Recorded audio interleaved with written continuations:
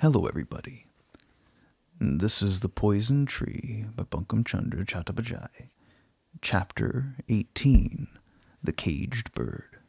Hira had lost her place, but her relation with the Datta family was not ended. Ever greedy for news from that house, whenever she met anyone belonging to it, Hira entered into a gossip. In this way she endeavored to ascertain the disposition of Nagendra towards Surjamuki. If she met no one, she found some pretext for going to the house, where, in the servants' quarters, while talking of all sorts of matters, she would learn what she wished and depart. Thus some time passed, but one day an unpleasant event occurred. After Hira's interview with Debendra, Malati the milkwoman became a constant visitor at Hira's dwelling. Malati perceived that Hira was not pleased at all, also that one room remained constantly closed. The door was secured by a chain and padlock on the outside.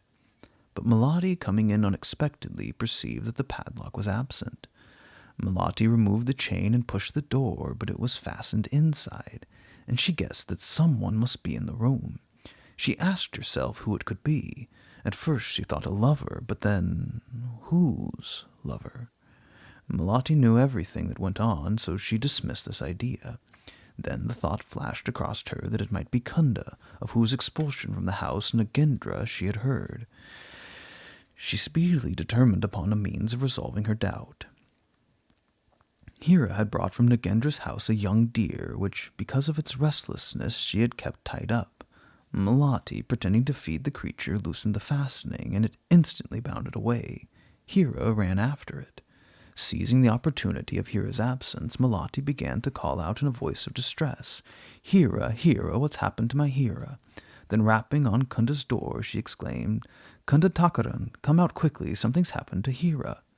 In alarm, Kunda opened the door, whereupon Malati, with a laugh of triumph, ran away. Kunda again shut herself in. She did not say anything of the circumstance to Hira, lest she should be scolded. Malati went with her news to Debendra, who resolved to visit Hira's house on the following day and bring the matter to a conclusion. Kunda was now a caged bird, ever restless. Two currents uniting became a powerful stream. So it was in Kunda's heart. On one side, shame, insult, expulsion by Surjamuki. On the other, passion for Nagendra.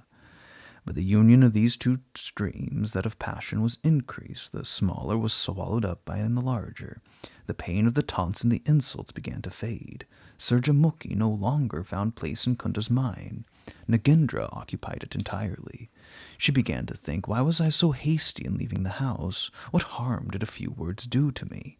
I used to see Nagendra, and now I never see him. Could I go back there? If she would not drive me away, I would go. Day and night Kunda revolved these thoughts. She soon determined that she must return to the Datta house or she would die. That even if Surjamuki should again drive her away, she must make the attempt. Yet on what pretext could she present herself in the courtyard of the house?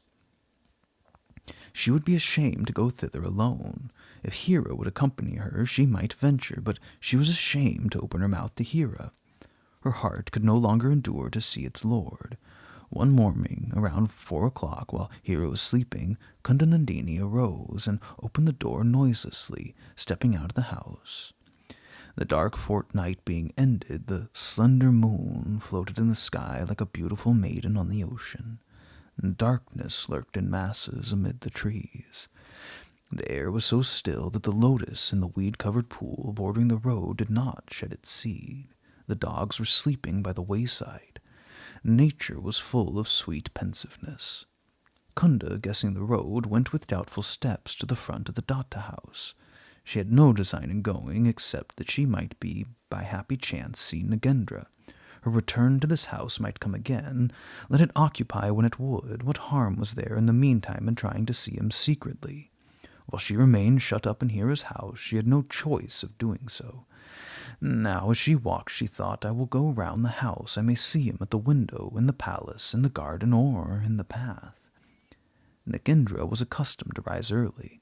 It was possible Kunda might obtain a glimpse of him, after which she meant to return to Hira's dwelling.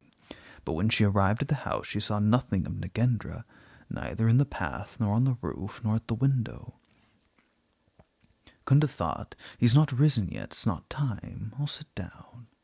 She sat waiting amid the darkness under the trees. A fruit or a twig might be heard in the silence loosening itself with a slight cracking sound and falling to the earth. The birds in the boughs shook their wings overhead, and occasionally the sound of the watchmen knocking at the doors and giving their warning cry was to be heard. At length the cool wind blew, forerunner of the dawn, and the papaya filled the air with its musical voice. Presently a cuckoo uttered its cry, and at length all the birds, uniting, raised a chorus of song. Then Kunda's hope was extinguished. She could no longer sit under the trees, for the dawn had come, and she might be seen by anyone. She rose to return. One hope had been strong in her mind. There was a flower garden attached to the inner apartments where sometimes Nagendra took the air.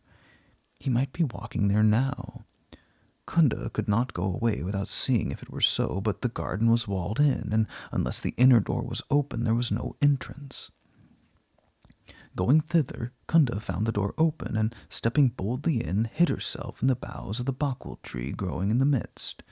Thickly planted rows of creeper-covered trees decked the garden, between which were fine stone-made paths, and here and there flowering shrubs of various hues, red, white, blue, and yellow.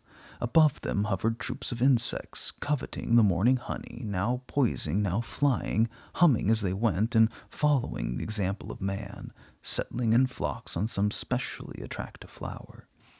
Many-colored birds of small size, flower-like themselves, hovered over the blossoms, sipping the sweet juices and pouring forth a flood of melody. The flower-weighted branches swayed in the gentle breeze, the flowerless boughs remaining still, having nothing to weigh them down. The cuckoo, proud bird, concealing his dark color in the tufts of the bakul tree, triumphed over everyone with his song. In the middle of the garden stood a creeper-covered arbor of white stone, surrounded by flowering shrubs. Kundanandini, looking forth from the bakul tree, saw not Nagendra's tall and godlike form. She saw someone lying on the floor of the arbor, and concluded that it was he.